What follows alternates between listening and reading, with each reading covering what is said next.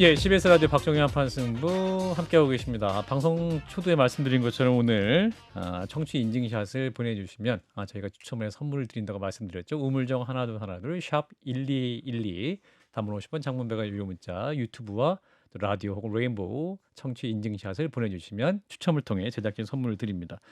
저희가 방송 3년 하는 동안 유튜브 영상을 많이 올려드렸는데 100만 조회수 영상을 가장 많이 기록한 분이 누구일까요? 예, 오늘 그 주인공을 바로 만나겠습니다. 김종인 전 비대위원장을 모셨습니다. 위원장님 어서 오십시오. 네, 안녕하세요. 예, 네, 두 분도 인사 안녕하세요. 나눠주세요. 네. 늦었지만 생신 축하드리고요. 예, 생일 축하드립니다. 노래가 나올 뻔했습니다. 예.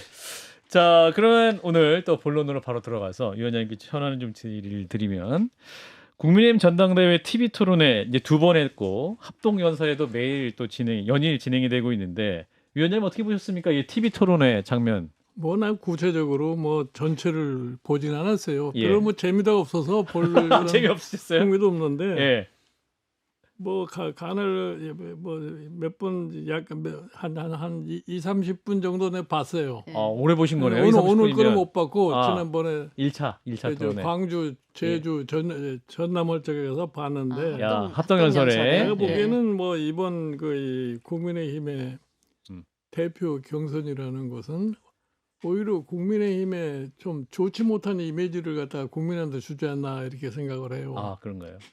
지금 이게 지난번 총선을 끝나고 총선에 대한 좀 반성부터 하고 예. 총선이 왜 저렇게 형편없이 지게 되느냐 하는 요인을 제대로 분석하고 어떻게 하면 그걸 갖다 제대로 정상화 시켜가지고서 국민의 지지를 다시 회복할 거냐 하는 이런 생각을 했는데 예. 솔직히 말씀드려서 정부도 그렇고 당도 그렇고 전혀 그거에 대한 아무런 책임감을 느끼지 않는 것 같아요. 그 솔직히 말해서 지금 총선이 끝난 지 3개월이 지났단 말이에요. 그렇죠. 지난 총선을 갖다가 실질적으로 평가를 하면은 지난 2년 동안에 윤석열 정부에 대한 종합적인 평가를 내린 선거인데 그 평가에서 일반 국민으로부터 그렇게 지지를 못 받았으면은 누군가가 책임을 지고서 그거에 대해서 좀 반응을 보여야 되는데 가장 크게 책임을 져야 할 곳이 어디냐면 정부예요. 예. 그런데 정부는 지금 아무 이상이 없는 것처럼 지금 계속 그러고 유지가 되고 있는 거 아니에요? 예. 그러니까 국민으로부터 신뢰를 얻을 수가 없어요. 나는 솔직히 얘기해서 우리 윤석열 대통령께서 지난 2년 동안은 했던 그와 같은 소위 통치 행위를 계속 했다가는 상당히 나는 위험하다고 생각을 해요. 예. 지금 솔직히 얘기해서 우리 윤석열 대통령이 믿는 거는 뭐냐면은 헌법상에 주어져 있는 권한을 가지고 그것만 발동을 할 것 같으면은 3년을 이끌어갈 수 있다고 착각을 하시는 것 같은데 예. 그 절대로 자기 뜻대로 가지를 못합니다. 지금 국민이 어느 순간에 갑작스럽게 어떠한 반응을 보일지를 아무도 몰라요. 그 말씀은 위험하다. 어떤 반응 보일지 모른다라는 것은 3년 임기를 못 채울 수도 있다. 나는 내가 늘 강조를 합니다만은 예. 선거가 끝나면 그 선거의 결과에 대한 좀 제대로 된 분석을 하고 거기에 대한 반응을 보이지 않고는 예. 정부가 안정적으로 갈 수가 없어요. 예. 과거에 우리가 박정희 대통령 때도 경험을 했고 예. 참 박근혜 대통령 때도 경험을 했지만 선거 결과의 패배가 무엇을 의미한다는 것을 갖다가 우리 역사에서 분명하게 인식을 할 수가 있는데 예. 지금 이번에 윤석열 대통령은 대한민국 정부 수립의 집권 여당이 집권 도중에 한 선거 중에서 제일 많이 패한 선거란 말이에요. 헌정사상. 그러면 이 심각성이 뭐라는 걸 알아야 되는데 예. 그 심각성에 대한 인식을 전혀 못하고 있는 것 같아요. 지금 솔직히 해서 정부는 그렇고 이 당의 행태를 볼 것 같으면은 예. 지금 당 대표를 하겠다는 사람들이 나와가지고서 서로 논쟁하는 걸 보면은 개인적으로 당을 어떻게 끌고 가가지고서 국민들로부터의 믿음을 다시 획득할 수 있느냐 이런 문제가 아니라 예. 서로 이전 투구하느라고 그냥 인신공격만 하고 있는 이러한 형태인데 예. 제가 지난번 총선 때도 얘기를 했으면 상대방에 대한 약점만 자꾸 드러내봐야 아무 의미가 없어요. 그러니까 여당은 사실 국민을 상대로 해서 선거를 하라고 그러는데 그 사람들은 계속해서 운동권이다, 이주 심판이다 이런 식으로 선거운동을 하지 않았어요. 그렇습니다. 국민이 예. 별로 거기에 대해 관심이 없어요. 예. 그 지금도 보면은 밖에서 보기에 야, 저 지금 대표로 출마한 사람들이 과연 당을 정상적으로 끌고 가려고 하는 무슨 확고한 소위 계획이 있는 거냐. 그거에 대한 의심을 살 수밖에 없지 않습니까? 예. 그 이제 와서 지금 뭐 지난번에 한동훈 지금 이제 전 비대위원장이 총선에 대한 책임을 지고 물러났으면은 예. 일단 그걸로다가 마감을 하고 그 다음에는 이제 새로움을 위해서들 논쟁을 해야 되는데 뭐 심지어 한동훈 비대위원장이 일부러 선거를 진 것처럼 그런 얘기도 다 나오고 그렇죠. 어? 예. 게다가 최근에 와가지고는 뭐 김건희 여사 문자. 대통령 부인이 문자를 갖다가 비대위원장에 보냈는데 비대위원장이 그거를 묵살을 해서 선거에 졌다 이렇게 이런 얘기도 나오고. 예. 근데 그게 사실은 정상적으로 생각하는 사람들 보기에는 참 말도 안 되는 소리를 하고 있는 거다 이런 얘기예요. 아. 근데 지금 보면은 제가 언젠가 여기 와서도 그렇게 얘기를 했습니다만 대통령실이라는 데는 좀 제발 당 대표 선거 하는데 관심을 끄는 것이 나는 가장 현명하다고 생각을 해요. 예. 그 민심이 어디에 있느냐, 그 민심에 따라서 대표가 뽑혀지면은 그걸로서 참 당정 간에 협의를 해 나가면 되는 거지. 예. 자기가 꼭 뽑고 싶은 사람을 대표를 만든다고 그래서 뭐 좋을 것도 하나도 없어요. 지난번에 경험도 해봤잖아요. 예. 김기현 대표 참 억지로 만들어놔서 보니까 결과가 뭐예요? 아무것도 아닌데. 예. 어? 뭐 그뿐 아니잖아요. 옛날에 박근혜 대통령 시절에 20대 국회 끝나고 나서 그 당시에 새누리당의 당 대표를 뽑을 때 또 뭐 친박이라고 하는 이정현이라는 사람 네. 당 대표 만들었잖아요. 그게 결과적으로 무엇을 가져왔어요? 아무 의미도 없는 거라는 얘기예요. 그럼 지금도 대통령실이 이번 전당대회도 개입하고 있다고 보시는 겁니까, 위원장님? 나는 대통령실이 공식적으로 뭐 개입한다고 얘기를 안 했으니까 개입을 안 한다고 보겠지만 예. 이번에 문자? 김건희 여사가 그 문자를 공개함으로 인해서 예. 어쩔 수 없이 대통령실이 거기에 또 개입하는 것처럼 일반 국민은 느낄 수밖에 없어요. 예. 어? 근데 그거 솔직히 해서 앞으로 국정 운영으로 하는데 무슨 의미가 있느냐 아니냐. 그러니까 이제 여당 측을 이제 한동훈 위원장을 비판하시는 분들은 그 문자 내용에 김건희 여사가 사과 의사가 있었는데 그걸 한동훈 위원장이 바로 받아갖고 사과를 이끌어내는 과정을 이끌지 않았다. 그거의 폐인이다. 그거는 솔직히 얘기해서 예. 한동훈 위원장의 책임이 아니에요. 아. 그거는 대통령하고 상의를 해서 자기네들이 알아서 할 일이지 그걸 왜 한동훈 한동훈 위원장한테 위원장한테. 물어봐요. 그리고 지금까지도 가만히 있다가 그렇죠. 왜 하필이면 당 대표 경선에 그걸 갖다 까냐 이거예요. 어? 그러니까 뭐 참 나쁘게 생각하면은 어떤 형태로든지 한동훈 위원장을 대표로 만들어서는 안 되겠다 하는 것이 대통령실의 입장이 아닌가 하는 이런 생각을 안 할 수가 없어요. 그렇군요. 장관님, 박 실장님도 같이 추가 질문을 해주셔도 좋을 것 현재 같고. 분위기는 어떻게 보세요? 그러니까 계속 사실은 한동훈 위원장은 전당대회 같은 경우는 처음이잖아요. 내부의 경쟁은 처음인데 지금 몇 차례 TV 토론 그다음에 지역 합동 연설을 했습니다. 근데 초반에 어디한이 있었는데 뭐 여론조사상은 이게 줄진 않았거든요. 이런 과정에 대해서는 이게 좀 계속 갈 거라고 보십니까? 어떻게 보십니까? 저는 그렇게 봐요. 지난번에 이준석 대표가 대표로 당선되는 과정과 비슷하다고 생각하면 돼요. 그 당시에 뭐 이준석이라는 소위 자연인도 뭐 당에 무슨 그런 경험도 없던 그런 사람이고 당에 자기 나름대로의 세력도 없었어요. 예. 그럼에도 불구하고 사실 일반 국민이 생각하기에 자, 저 당이 변화하려면은 어떤 인물이 필요하겠느냐. 그러니까 이준석이를 국민들의 지지를 해가지고서 그것이 당에도 영향을 미치고 해서 이준석이 대표가 된 거다 이런 얘기예요. 예. 어? 그래서 그 기대를 갖고 아, 저 당이 젊은 대표를 갖다가 지금 뽑아가지고서 좀 변화하겠구나.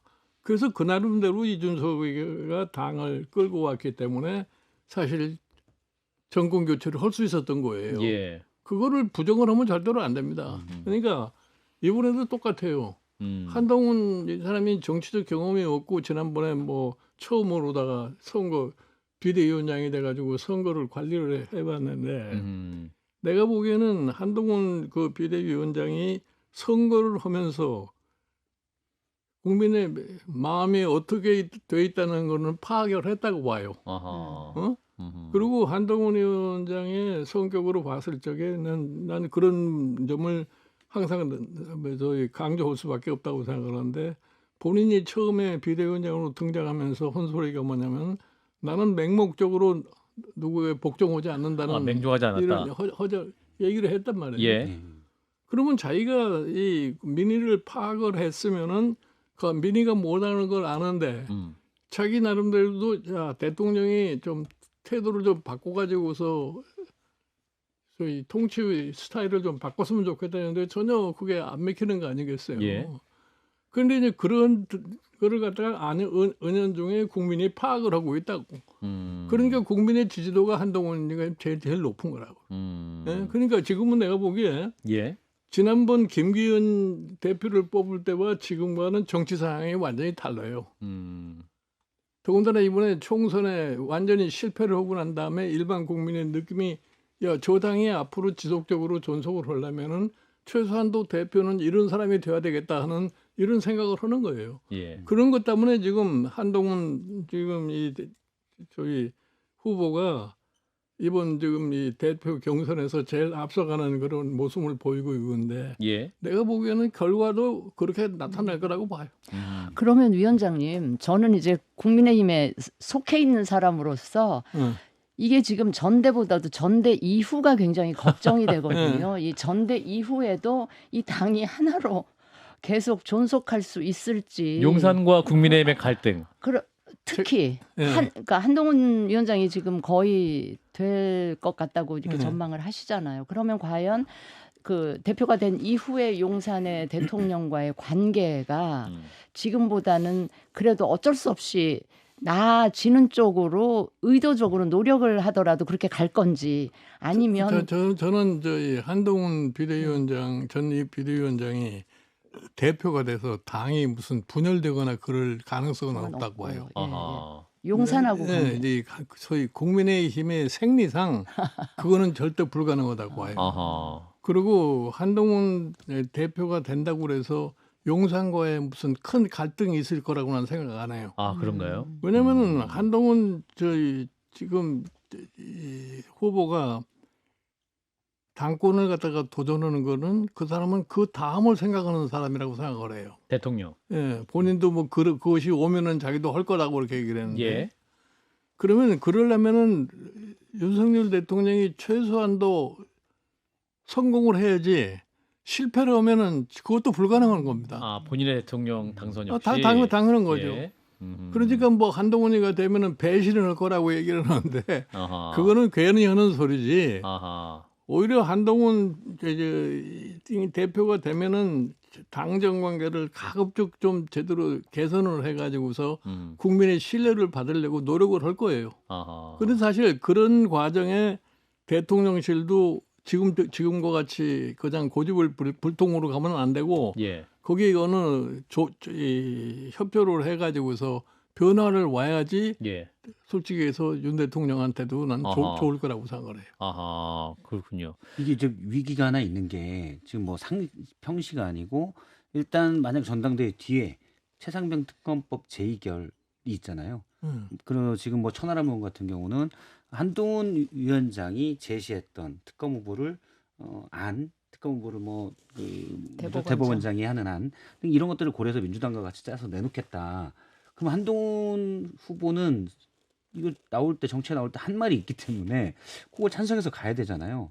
그럼 본인을 따르는 의원들 몇 명이 가야 되고 그래서 최상병 특검법이 만약 한동훈 의원과 따르는 의원들이 같이 하면 통과될 가능성이 높은데 대통령은 절대 그걸 받아들일 수는 없을 것 같아요. 아니 나는 그 대통령이 뭐 때문에 그거를 갖다가 꼭 받아들일 수 없다고 생각하는지 모르지만 최상병 특검법. 이 최상병 특검법 이 최상병 문제는 해결을 빨리 안 하고 끌면은 끌수록 나는 대통령한테도 불리하다고 생각을 해. 예. 저게 어떤 환경을 통해 가지고서 폭발할지도 모르는 겁니다. 그래서 제가 말씀드리고 싶은 것은 대통령이 제발 헌법상의 대통령의 권한만 믿고서 통치할 생각을 버려라 이런 얘기예요. 그러다가 어느 날 갑자기 새로운 문제가 발생을 해가지고서 음. 국민이 폭발을 하면은 음. 그 감당도 할 수가 없어요. 음. 그러니까 지금 보면은 솔직히 얘기해서 탄핵하자는 국민층도 있고 탄핵을 해서는 안 되는 그렇죠. 국민층도 있고 예. 중간에 있는 사람들도 3년은 길다고 하는 사람들이 있다 이러니. 예. 어? 그럼 그 사람들이 어떻게 변하느냐에 따라서 음. 정치 상황이 완전히 달라질 수 있는데 예. 그러기 위해서는 문제를 하나씩 잘 풀어나가야지. 그 문제를 풀지 않고 계속 끌고 갈 것 같으면 좋을 게 나는 하나도 없다고 생각합니다. 그렇군요. 최상병 특검법을 빨리 해결하지 않으면 탄핵될 수 있는 가능성도 있다고 보시는 거예요? 아니 그거는 뭐 꼭 그게 폭발. 탄핵이 될 거라고 생각하지 예. 않지만 지금 최상병 특검에 대해서 법에 대해서는 국민의 대다수가 찬성을 하는 거 아니에요. 그렇죠. 예. 예. 왜 국민들이 왜 대다수가 왜 찬성을 하겠어요? 음. 그 사람들이 의문이 너무 많기 때문에 그러는 거예요. 그렇죠. 뭐 요새 자꾸 뭐 이상하게 무슨 녹취록이 나와가지고 뭐 VIP한테 뭐 로비를 하려고 했다는 어떤 이런 거 나오는데 예. 이런 게 나오면은 자꾸 국민은 의심할 수밖에 없어요. 그 의심을 빨리 해소를 해줘야지 예. 정치가 무난하게 갈 수가 있지. 그거 해소 못 해가지고도 무난하게 가지 못해요. 사실 뭐 연초 또 작년 말 연초에 보면 여사의 디올백만 해도 당시 용산과 친여권 친윤들의 얘기는 그렇더라고요. 사과를 하면 이게 밀린다. 이게 좌파의 공격이고 사과를 하는 건 불법의 전제가 되고 결국 탄핵으로 가는 빌미를 제공할 수 있다라는 사실은 그 우려가 엄청나게 컸다는 거예요. 그래서 최상병 특검법을 용산에서 극구 반대하고 강력하게 저항할 가능성이 저는 너무 클 것 같아서. 참모들이 그렇게 권유를 한 배경에는 그 본인 있잖아요. 여사나 대통령께서 예. 사과하기를 그 주저한다는 걸 알고 거기에 맞춰주는 식의 아하. 그 참모들의 역할을 한 게 아닌가 싶은 생각. 그러니까 듣기에 좋은 말을 해준. 아니 사실은 이 대통령을 모시고 있는 참모들은 말이에요. 나도 대통령을 모셔봐서 내가 예. 그 상황을 내가 정확하게 설명할 수가 있는데 예. 100명에서 99명은 대통령 눈치를 보기 때문에 아무 말을 못하는 거예요. 어? 대통령실에. 그리고 그 속에 있는 사람들은 마치 대통령하고 똑같아요. 아. 대통령실에서 뭘 하려고 하면은 안 되는 게 없다고 하는 이런 착각 속에 사는 사람들이 대부분이에요. 그러니까 문제가 풀어지지 않는 거예요. 그러다가 당하는 거라고요. 어? 예를 들어서 박정희 대통령 무너지는 과정도 똑같은 거예요. 예? 그렇게 해서는 안 될 거를 대통령한테 그대로 해도 됩니다 해가지고서 결국은 무너져버리고 말아버리는 거고. 어? 그러니까 사실은 뭐 설마가 사람 잡는다고 예. 대통령이 막강한 권한을 가지고 있는데 이까지 거 하나 못 넘기겠습니까 말이야. 이제 그러다가 이제 터져버린 거예요. 그게 너무나 대통령에 주어져 있는 그 헌법상 권리. 권한을 갖다가 너무나 믿고서 미래를 너무나 낙관적으로 생각할 것 같으면은 내가 보기에는 사고가 나게 되어 있대. 근데 저는 워낙 위원장님이 정치 쭉 오랜 동안 봐 오셨기 때문에 조금 여쭤보고 싶은 게 아까 말씀에 지난 2년간의 통치 스타일이 바뀌지 않으면 굉장히 위험한 지경에 빠질 수도 있다 이렇게 말씀을 하셨잖아요. 자, 그러면 한동훈 위원장이 대표가 돼요. 한동훈 위원장 입장에서도 본인의 대권 도전의 성공을 위해서도 윤 대통령이 일단 성공을 해야 된다고 말씀을 하셨잖아요. 그러면 한동훈 위원장은 자신의 성공을 위해서라도 윤 대통령의 지난 2년간의 통치 스타일을 바꾸도록 만들어야 되잖아요. 과연 그게 가능할까요? 한동훈 위원장의 능력과 그 힘으로 대통령의 통치 스타일을 바꾸는 게 가능할까요? 내가 보기에는 대통령도 이번 선거를 겪고 난 다음에 자기 통치 스타일을 좀 바꾸려고 노력을 하는데 안 되는 거예요. 지금 현재로서. 아주 대표적으로 지금 뭐 소상공인 자영업자에 대해서 뭐 25조를 들여서 한다고 하는데 그 내용을 보면 상당히 허구적인 건데 내가 사실은 윤석열 대통령이 대통령 후보 시절에 내가 얘기를 했어요. 당신이 대통령이 되면은 1차적으로 해야 할 게 뭐냐. 코로나로 인해서 경제적으로 굉장히 피해를 많이 본 자영업자 소상공인을 위한 대책을 처음서부터 해라 말이야. 그렇지 않으면 당연히 절대 내가 보기에 민심을 바로잡을 수 없다. 근데 지난 2년 동안 안 한 거 아니에요. 그렇죠. 안 했죠. 예를 들어서 어디서 누구한테 그렇게 조언을 많이 들었는지 모르지만 재정 건전성 때문에 아무것도 안 한다는 얘기예요. 기재부의 자, 예. 재정 건전성을 얘기했는데 지금 재정은 점점 적자 재정으로 가고 있어요. 예. 오늘 엊그저께 뭐 부총리가 얘기한 대로 금년만 해도 74조 원에 지금 적자가 난 거란 예. 말이에요. 세수 결손도 네, 있고. 네. 예. 어느 정부고 재정을 건전하게 운영하지 않으려는 정부가 하나도 없어요. 어쩔 수 없이 경제 상황에 따라서 세수가 모자르니까 예. 적자 재정을 할 수밖에 없는 거 아니에요? 예. 그러니까 이번에 이제 이 선거가 끝나고 나서 그래도 어느 정도 자기도 파악을 했으니까 아, 그 사람들을 배려하지 않으면 안 되겠구나 하니까 뭐 25조를 네. 든다고 그러는데 그 25조 중에서도 14조는 금융에 대한 지금 그 연체하는 거 그거 봐주는 거고 실질적으로 쓸 수 있는 돈은 지금 한 1조밖에 없어요. 그거 가지고 별로 효과가 날 수가 없어요. 그러니까 뭐 내년도 예산에 뭐 어느 정도 반영을 한다고 이렇게 돼 있는데 그러니까 제가 보기에는 그래도 최고 통치자로서 자기의 정권의 안정을 위해서 뭐를 해야 됐다는 것을 이번 선거 결과를 보고서 어느 정도 터득을 했다고 생각을 해요. 그러니까 당에서 민심을 수렴을 해가지고서 당에서 적극적으로 정부에 협조를 요청을 할 것 같으면은 어느 정도 변화는 난 가능하다고 생각해요. 그렇군요. 자, 일단 전당대회 이후 대통령의 변화할 수 있는 가능성도 좀 지켜볼 필요가 있다라는 말씀까지 듣겠습니다. 박정현 판승부 3주년 특집 김종인 전 비대위원장과 함께하고 있습니다.